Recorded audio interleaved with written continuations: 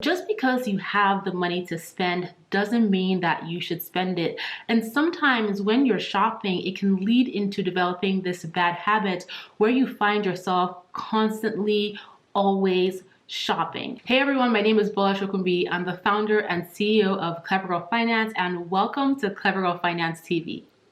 So in today's video, I want to talk about how to stop shopping.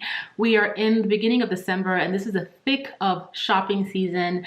If you weren't shopping during Black Friday or Cyber Monday, you may probably find yourself shopping for Christmas gifts and into the new year with all the amazing sales that will be coming up.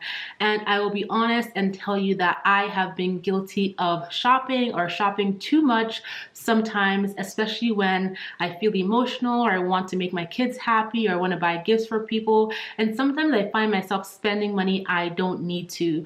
But just because you have the money to spend doesn't mean that you should spend it. And sometimes when you're shopping, it can lead into developing this bad habit where you find yourself constantly, always shopping. And so a big question I've been getting lately is, how do I stop shopping?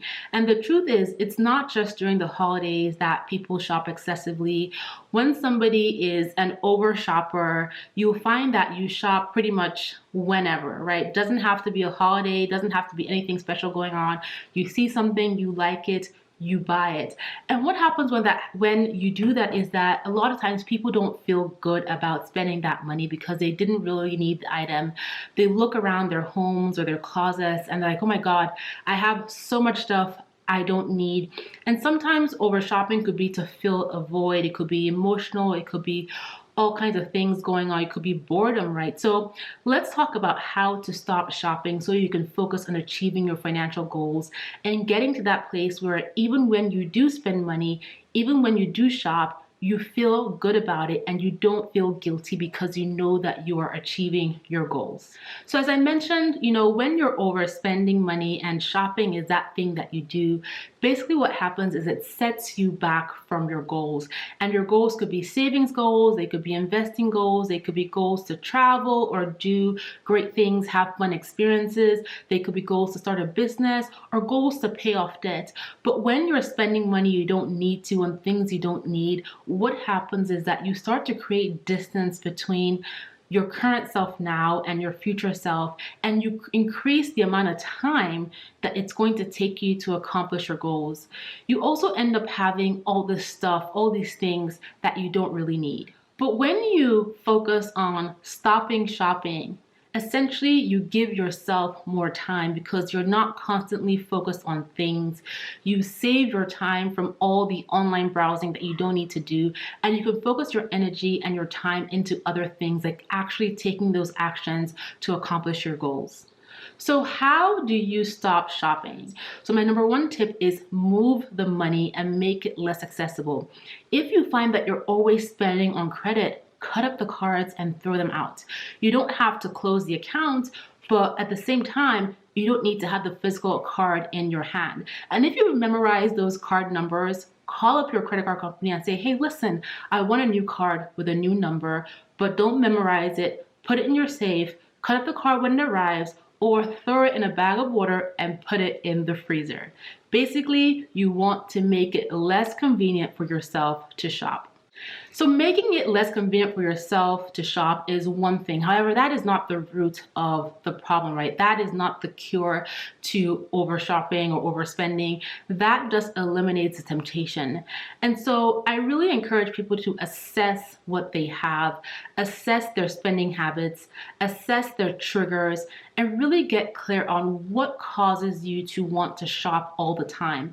Is it a person? Is it a thing? Is it social media? Is it being influenced by what you see or the videos that you watch? Those are questions you want to ask yourself. What is causing you to spend? What do you feel emotionally? What is triggering that constant need to spend?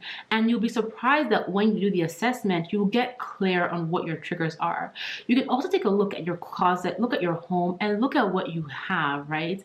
Are there things that you have that you continue buying the same of because you can't see them easily or you just have too much clutter? It might be a great time to focus that energy that you would otherwise spend browsing online or shopping towards doing some decluttering and assessments of the things that you already own. Next, you want to get intentional about actually using the things that you have. And so it's a great idea to do a 30-day challenge or even a 7-day challenge. Find some challenge that you can do. Create a challenge that you can do where you wear everything that you have, where you use everything that you have over a certain amount of time. And the things that you don't like, the things that you don't use, you declutter. And then you focus on reusing the things that you already own and appreciating them and being grateful for what you have. So having a plan to use what you have can help you focus your energy on, creating outfits, creating recipes with the things that you have in your kitchen, using those kitchen tools, using those appliances, using the things in your closet, as opposed to spending all this time on the internet or spending all this time browsing stores, looking for ways to spend your money when you already have so much at home. Another tip is for you to do something else other than mindless online shopping. I think this is a big one for many people. They find themselves with time on their hands or they get bored, and the first thing they do is pick up their phone and start browsing social media stores or online retailers looking for things to buy, not necessarily having a particular thing that they want to buy. And so when you catch yourself doing this, so now that you are being intentional about stopping shopping, you start to notice when you're browsing on your phone or your computer mindlessly. And when you catch yourself doing that, find other ways or have other things lined up where you can channel your energy and instead focus your time there. It could be reading a book, it could be catching up on shows on Netflix or Hulu or Disney Plus. It could be calling friends, working on your business idea, working on personal development. Create a list of things that you want to do, that you've always wanted to do, so that when you catch yourself doing that mindless scrolling, you can say, you know what, I'm going to stop there, and instead I'm going to pick up that book. I'm going to do that thing to help me accomplish this goal that I'm trying to achieve. Also, when it comes to overspending, over shopping, social media is a big trigger for many people. So it's okay to do a social media detox, to set timers and put limits on how much time you spend browsing Instagram or even watching YouTube hauls and videos and things like that, so that you don't get distracted, you don't derail yourself from what you're trying to accomplish. When it comes to overspending and over shopping, it can be difficult to break the habit, and so you want to be intentional. And it's not about never spending money again, but instead, like I said, it's about being intentional and focused on achieving your goals. So start to create lists of things that you want to buy.